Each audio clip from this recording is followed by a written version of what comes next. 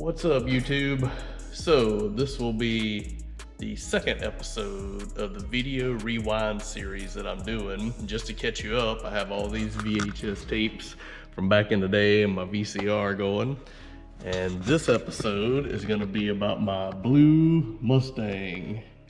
And the story behind this car was, it was the first Ford Mustang I'd ever purchased. I grew up in a household where my dad was pro Chevrolet, if you couldn't tell.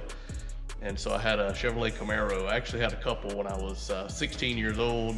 I had a 1980 Camaro. And then I got a Chevrolet Beretta GT, if you remember those cars, when I was out of high school going to college. And then I always want to get back in a Camaro. So I actually had an 85 IROC Z. It was red, T-tops, and also bought an 86 Z28. So ever since I've been a teenager, I've had at least two cars. So seeing me now and having like 7 vehicles in my fleet, and of those, 4 of them are right here, you know, 2 Mustangs, a Pontiac, and the 68 Charger. I've always had 2 cars, and most of the time it's because one was probably racing, I was probably breaking it, and one I needed a dependable driver, if you want to know the truth. But being in a house pro Chevrolet, obviously my dad wasn't big on Ford, so I got the notion one day to go buy a Mustang. So I got rid of my IROC Z and I went and bought this 1989 5.0. It was called a notchback or a coupe, whatever you want to call it, with the trunk, not a hatchback. And it was a 5-speed car. It was gold with blue interior. I actually have footage of the Camaro and the Mustang at the track. So I've already been asked in my last video, if I was videoing the 728 pass, who was driving the car? Well, that would be Russ Richardson. Him and I met at Super Shops back in the early 90s. He was actually manager running Super Shops in Garner, and I was buying parts for my Camaro at the time. And he had this really cool Mustang GT. If I remember right, it was like an 88 GT Mustang. It was blue, had work done to it, a cam, headers, you know, the whole thing. And we kind of developed a friendship, but also a rivalry, if you will. So when I first got my Mustang, he invited me out to the drag strip up at Brewers in Sharpsburg. All his buddies from Super Shops and me, and we rode up there, and I didn't realize how far away it was from my house. And we drove up there, and he was just gonna put it on me. That's what he had figured, you know, he was gonna put it on me because I didn't know what I was doing. We go out there and run, and I continued to outrun him the first pass. Came around the second pass and outrun him again, and at this point, my car was running, you know, high 8s in the 8th, like 880s. And that day, I actually got it to run like 840s, 850s in the 8th. And it was pretty much a bolt-on car, gears, exhaust, you know, cold air kit, the normal thing, the 10-minute tune-up they call it, where you adjust the timing and the fuel pressure and take the air silencer out. But it was on lowering springs, so it didn't transfer weight very well. That's kind of how we started developing a friendship. So it started out with a rivalry, turned into a friendship, and then we ended up doing a lot of stuff together over the years. His 88 GT in this video, and we raced a bunch of times. And every time we go to race, he knew he'd have to do something to beat me. You know, he was always that kind of guy trying to pull a fast one. So my Mustang at the time, I started racing it. It was running in the 7s. I had nitrous on it, and it'd go between 740s and 780s, pretty much anywhere I went with stick shift. And because he knew we were going to race, he did a bunch of suspension work and different wheels and changed his nitro, all this stuff. And he was running like 730s, so he was flying. And we had this rivalry where we were always trying to get a run with each other. And what's funny is you'll see me, I drive mine to the track that day and he trailers his. So I wouldn't let him live that down. I'm like, well, you might have beat me in our race, but I drove mine here, I'm gonna drive it home. So it was funny how this Mustang started a whole Mustang career for me. That was really the first in a long series of Mustangs that I've had. But going back to the reason for the video, I want to show you the progression. I ended up putting in a 347 stroker motor. It was a stock block, and the car would run 670s at any track with the nitrous. You know, it was a really fast street car at the time. I could drive it to the track, run 670s in the 8th and 1070s in the quarter. And you'll see footage from Benson, you'll see footage from Rockingham. Then I decided to make it faster. I took the stick shift out, put a power glide in it, took the fuel injection off, put a carburetor on it, changed the gears in the back to 513s, which is crazy, but for 8th mile, and turned it to about 72, 7300, that's what you gotta have. And up in the nitrous, clearly I was running like 300 shot of nitrous on it. The car ran consistent 6.0s to 16s, pretty much everywhere I went. When I first brought it out, I was running 620s pretty consistently. I did a few changes on the carburetor, and I picked up like a tenth and a half. So the most that car, the fastest it ever ran was 6.0s at like 114 and spraying a 350 shot of nitrous on it. It was ridiculous, but the car would wheelie, it would leave, it'd do like 130, 60 foots, and end up splitting the block. And you'll see it in the video, one of my last passes, you can see it. It makes a weird noise, it starts smoking going down the track, and next thing you know, it cuts to me in my yard pulling the motor out. And it literally is cracked all the way around. You can see daylight through it. The crankshaft is split into 5 pieces. It hit my steering shaft when it was tearing apart. It made all kind of catastrophic damage. In the meantime, I built a big block for the car. I was dealing with Stan Staley Racing down in Gastonia. He's the one that fixed my 347 up for me, and it ran great until the block split. So I had a 460 big block. It was bored and stroke. It was like a 523 cubic inch, had TFS A460 heads and the matching Dominator intake on it. Same power glide I was running before, same 513 gears, and this thing would go 6.0s at 118 on motor. So what I used to do with nitrous in the 347, I can now do with a big block, all motor. Had a couple problems with it. One, I had a oil pump shaft break on it, so I had to fix that. And the next time I had it out, I spun a bearing. I actually kicked a rod. It had aluminum rods in it. And the very end of the video, you'll see the damage. I got the motor pulled out. There's a big bump in the side of the oil pan, and I broke a rod. So it was kind of the end of my racing at that point. I just got married. It was 2000, the year 2000. I had a new house I was living in. I didn't really have the money to keep racing like I was doing. It's cost me a lot of money. That was the second motor in a year I'd had in the car, and it broke it. So at that point, I actually sold the car, sold the motor to some guy local, had the motor fixed and sold it locally, and then sold the car and the trailer that it was on to a guy in Florida named Lou Bonney Jr. If anybody knows him out of Florida, he got my car, and I kept up with it for a few years, and it never was retitled or re-registered. So I'm assuming he just made it a full-on race car and kept it that way. But I never saw the car again. And I really and truly, for years, I tried to buy the car back. I was trying to find it and buy it back. It was the first Mustang I had a lot of sentimental value, but it's been 23 years since then, so the chance of me finding it now is pretty much gone.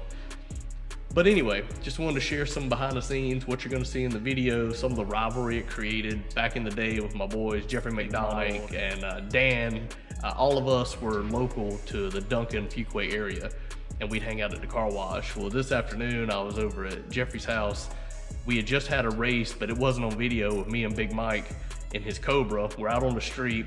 We left. I was spinning. He got the jump on me because his stock suspension hooked and went. My lowered suspension was spinning the tires. And we ran 1/8 of a mile, and right into the 1/8 of the mile, he claims he beat me by a nose, you know what I mean? And I was laughing. I said, there's no way. We were at least tied. I said, because as soon as we passed, I came around you, man. I mean, I had mile per hour on this guy, you know. He had a stock Cobra, I had a modified Mustang. But we would sit there and laugh and joke about it. And Dan kept saying he wanted to run me in his Mustang. And I told him, I said, well, go get it. And the thing about it is, he never would go get it. So anyway, a lot of talk on this video. This is one of my favorite cars. It was the first Mustang I ever got. It got me into the deep in the 6s. I never could run a 590. It was my kryptonite. But this car created a rivalry with Russ Richardson with his blue GT. And then there's a yellow car in there. And there's a story behind that I'll tell you later. And I ran that car. I drove it for him some. He drove mine. We raced it. And that car like to kill me. But again, that's a story for another time. So stay tuned. Hope you like all these video series, the rewind series, but enjoy this video. This is the first car I did a wheelie in. Did multiple wheelies on the car. It would leave and just launch. It was super crazy. And you got to think, this is back in 1998. So most of you guys probably weren't even born, or you're probably out there riding your Huffy 10-speed or your go-kart or something while I was out there popping wheelies in my Mustang. So I just laugh about everybody today that thinks they're so fast and their cars this and that and the other. And Russ and I, we started racing, campaigning cars together, and we were running, you know, mid-low 5s back in the late 90s. So if we would have kept up with it, we'd be right on top of the pile with the guys now running low 4s. You know, no question in my mind what we would be running with the combos that were out there now. But you got to think, back in the day, limited technology, carburetors, nitrous kits, a lot of gear, a lot of stall converter, and you can get it done. So if you have any questions, let me know. Hope you like these series, and yeah, it's some of my history, how I got to be the TTSaleen speed shop, you know, and having these toys in the background. But anyway, talk to you soon. You know, Todd, you see a Todd there? I couldn't see it. Right. Well, who's in front when y'all with? He was in front. Hey, what was them? How you been? If, you know, right there. All right, here you go. In front of him might have been right there. So how could you call that, Dan? How can you call that? Thank you. But Mike, if it, okay, your car longer than his, right? Hold on, before we go any farther, this between me and Dan, right? All right, Dan, go get the Mustang. No, don't talk. Go get it. And when you get it, come back. No, hold on, get that. Okay. So you gonna come out home with? Hey, you see when he drove over here in that Cadillac? He brought the Cadillac over here because he was scared. All I know that I had to go back and get that mom. I'll tell you what, tell me to go and get it, Dan. Go and get it. Go and get it. Go get that slow ass car you call a Mustang. You gotta come to make, hey, go get that. Make a picture. Oh, what that sitting over here smile on? That's that. Want to get a picture? That's it. That's that damn Cobra. That's that #1 Mustang. That #1 Mustang man. Wait a minute. Oh, I forgot we got a tie with him. It's tied. It's tied. Talk. Hey, coming out here with them headlights.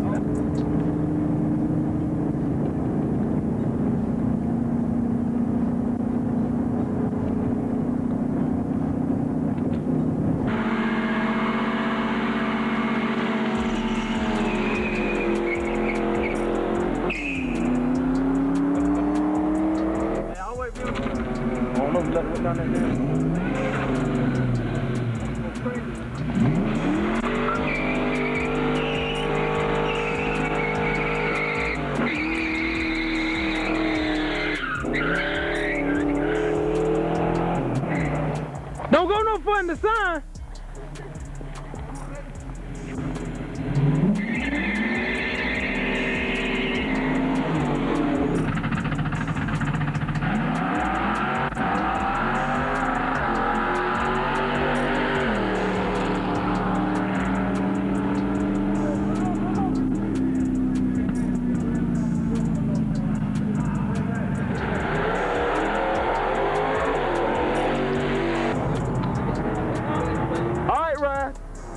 Representing what? The country.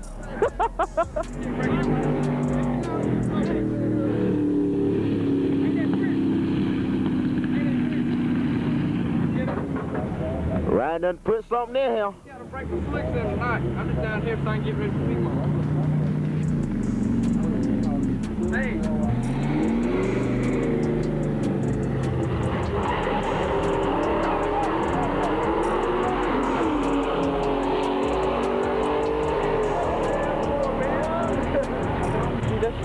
That's what it is. 511.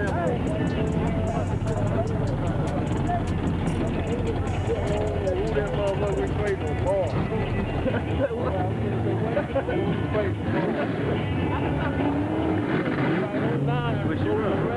Man, he was saying about a women's prison. This guy, we just happened to be at this house one night, right? And he was talking about girls fighting, right?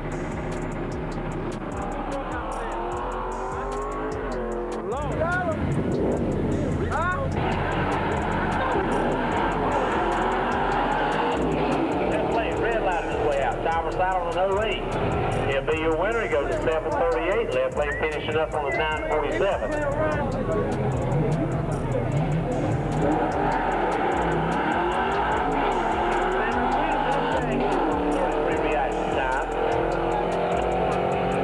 Finish on the 733 at 93 miles per hour. And he got fast here.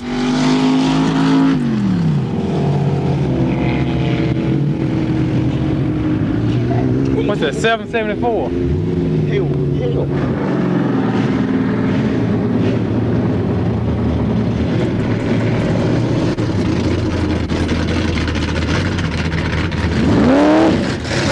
Hey, y'all gonna run?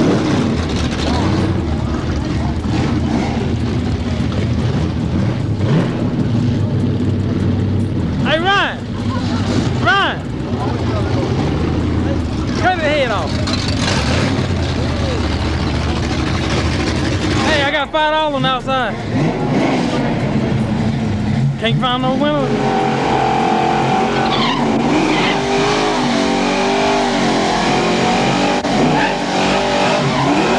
outside?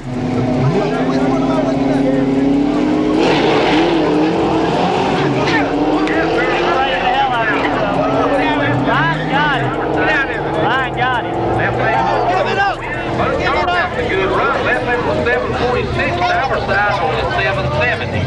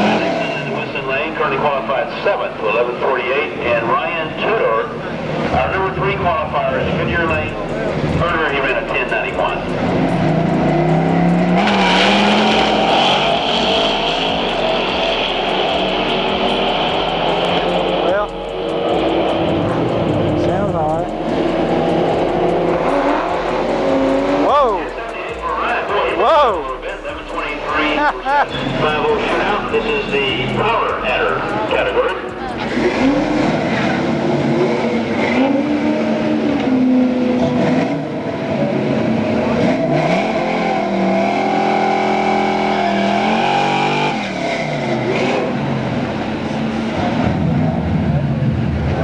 Here's Case Winter in the left lane. In the right lane. Notice Ryan Tudor in the right lane. Tudor's number 3 qualifier, the 1078.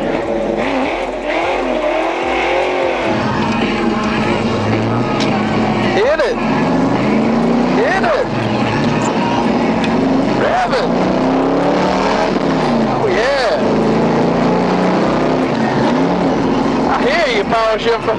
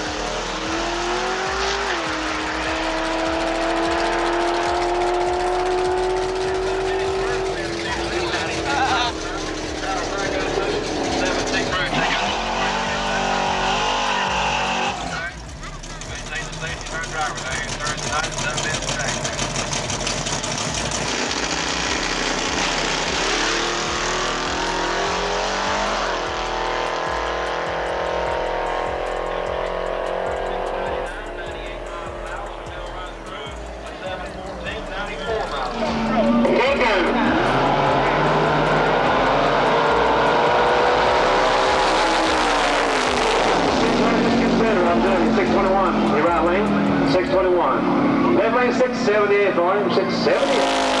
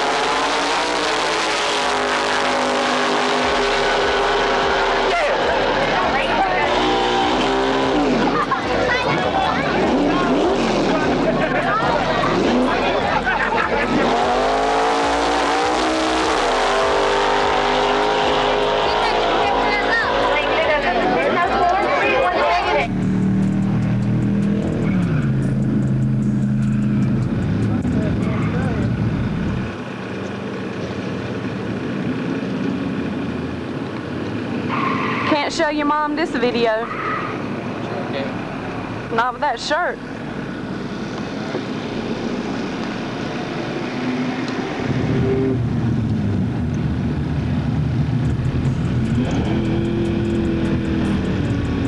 What you doing? Looking up a bottle heater.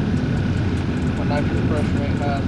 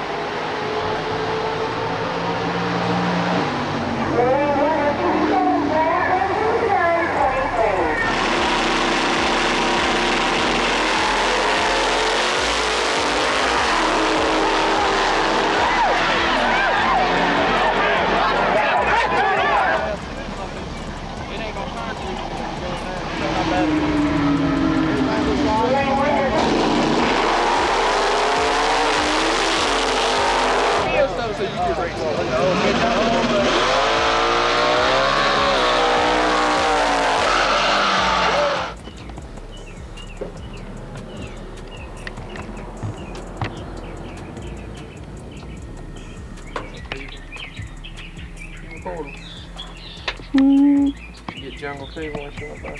Yeah. Can you zoom in right there? See that? See where it's broken right there? You see that piece?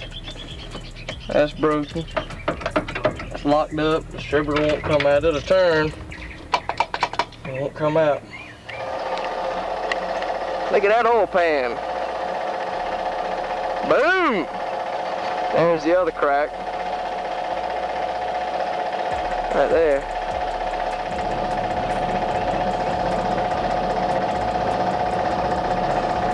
There's part of the crankshaft. Yeah, I see my steering linkage. It knocked a nice hole in it. And there's the header.